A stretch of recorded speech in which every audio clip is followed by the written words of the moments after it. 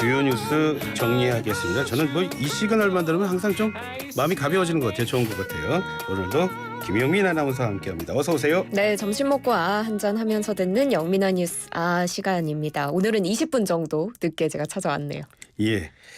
자, 첫 번째 소식은 대통령 얘기 좀 하겠습니다. 지지율이 40%대 진입했다는 그런 소식 가져오셨어요? 네, 미디어 트리뷴이 리얼미터에 의뢰해서 지난달 26일부터 30일까지 5일간 전국 만 18세 이상 남녀 2,505명 대상으로 윤석열 대통령 국정수행 평가에 대해서 물었습니다. 예.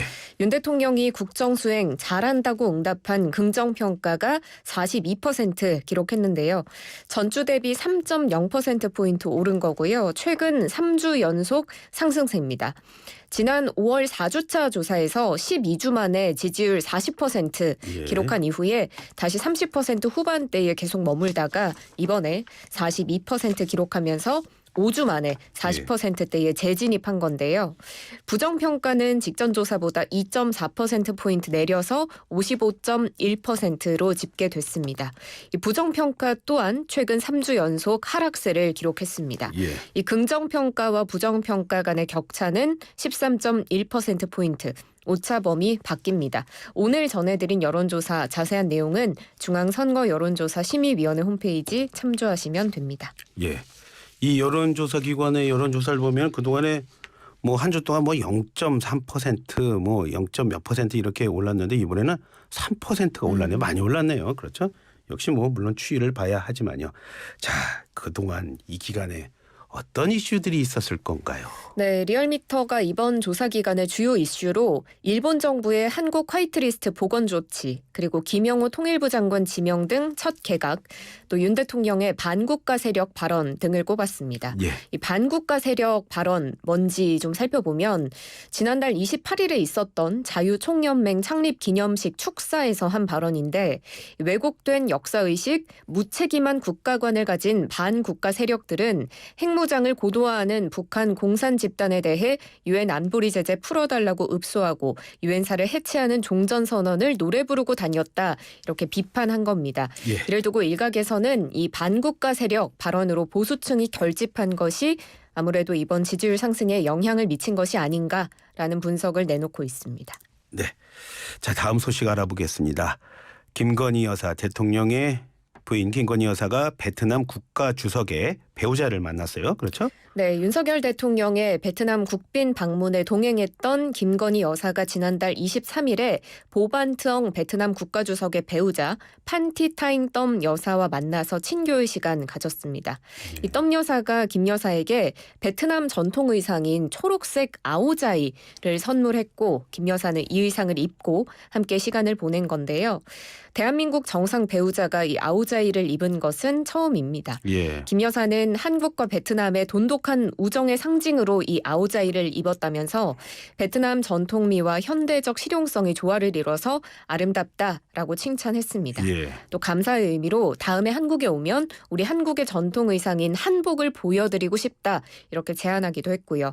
이 두 여사는 베트남 여성 전통 의상 감상하고 또 베트남 전통 음악과 한국 노래의 사랑으로의 연주를 감상했습니다. 예. 또 전통 연꽃차 등 다과를 함께하면서 전통 의상, 문화교류, 반려동물 등에 대해 대화를 나누기도 했습니다. 자, 거기에 대한 베트남 현지 반응이 참 궁금한데요.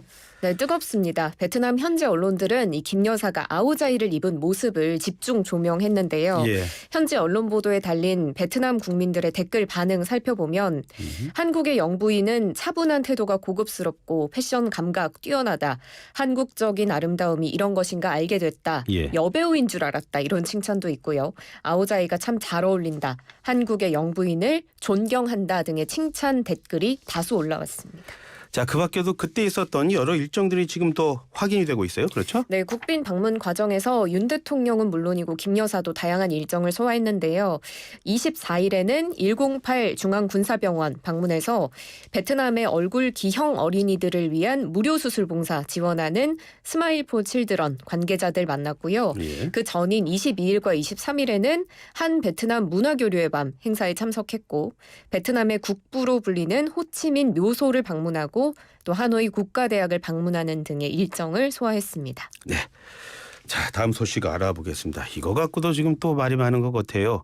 서울 양평 간 고속도로, 서울과 양평을 잇는 고속도로입니다.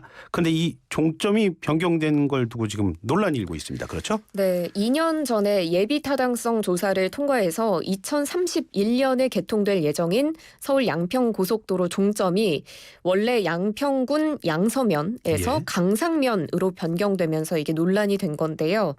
이 사업이 국도 6호선 교통량 분산을 위해서 추진이 된 건데 이 양서면은 관광객이 많이 찾는 두물머리와 가깝기 때문에 유명한 곳이죠. 네, 예. 이 고속국도가 개통되면 이 지역의 주말 교통 혼잡이 좀 완화될 것으로 기대가 된 사업이었습니다. 예.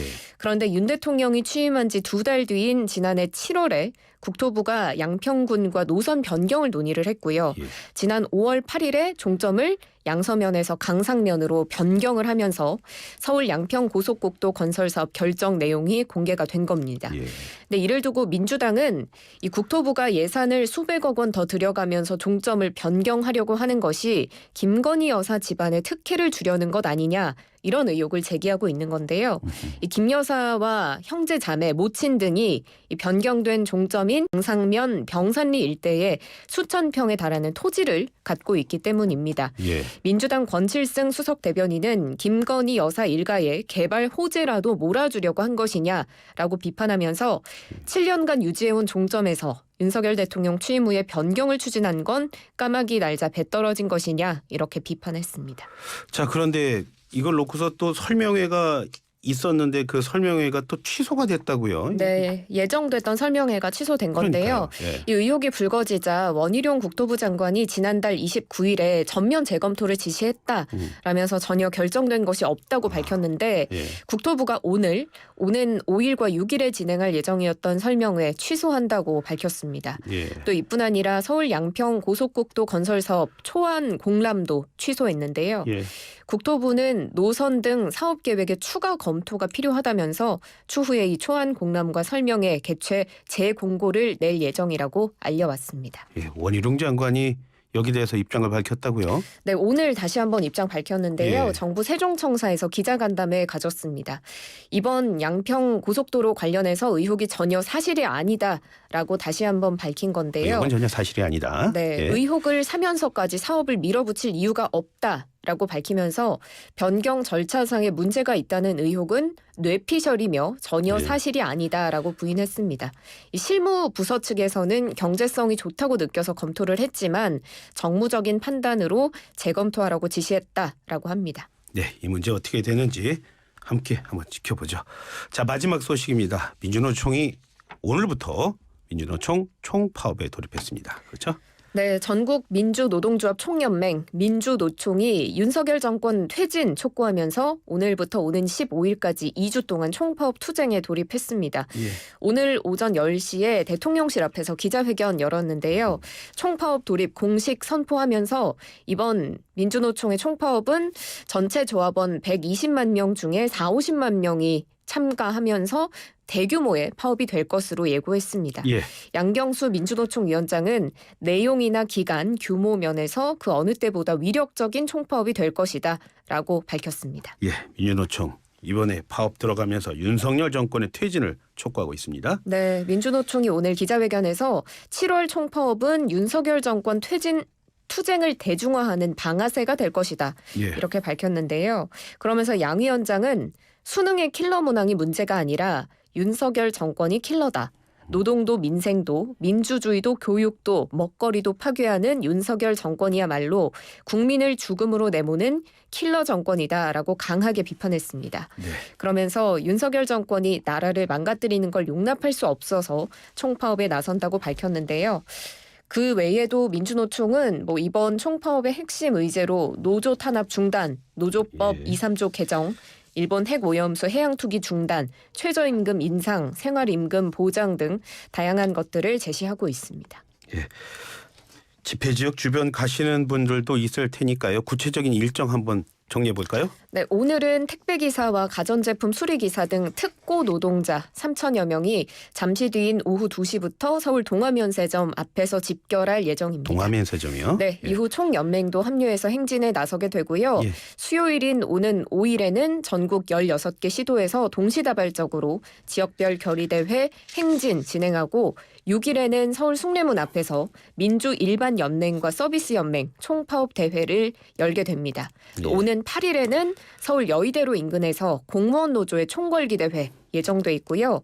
오는 12일에는 민주노총의 최대 산별 노조인 금속노조가 총파업에 나섭니다.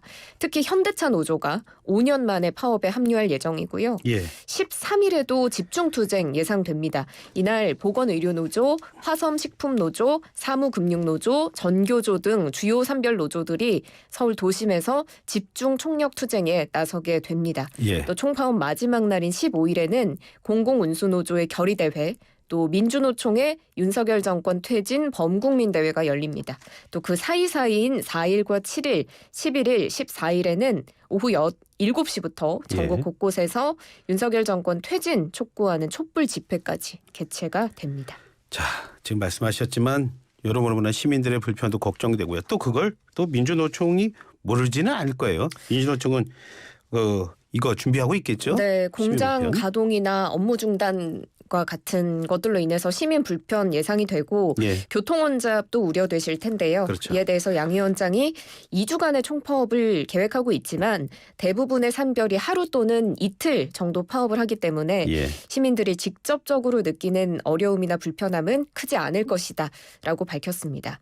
그리고 학교 비정규직 노조의 경우에는 주말에 투쟁을 집중하기로 해서 급식 차질은 빚어지지 않을 것으로 민주노총은 내다보고 있는데요. 다만 오늘 이제 택배노조 파업이 있기 때문에 배송이 지연될 가능성 있고요. 또 보건의료노조가 13일부터 무기한 총파업을 예고한 상태이기 때문에 이때부터는 병원 이용하시기 전에 진료 시간을 미리 확인하시는 게 좋겠습니다. 예. 양 위원장, 민주노총 위원장 얘기 들어보면은 많이 의식은 하고 있네요. 하지만 말씀하신 대로 어떤 불편함도 역시 예상이 되고 있습니다. 네, 오늘도 수고하셨습니다. 고맙습니다. 네, 지금까지 김용민 아나운서와 함께했습니다.